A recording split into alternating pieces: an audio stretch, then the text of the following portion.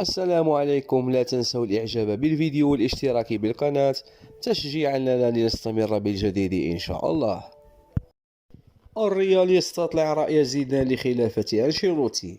كشفت تقارير صحفية فرنسية عن تطلع ريال مدريد لعودة مديره الفني السابق زين الدين زيدان لقيادة الفريق للمرة الثالثة في الصيف المقبل، في حال رحيل مديره الفني الحالي كارلو أنشيلوتي.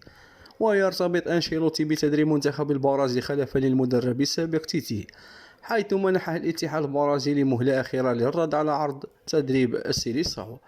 ووفقا لشبكة فوت ميركاتو، فإن ريال مدريد أجرى اتصالاته مع زين الدين زيدان في ظل حماس أنشيلوتي لفكرة تدريب المنتخب البرازيلي.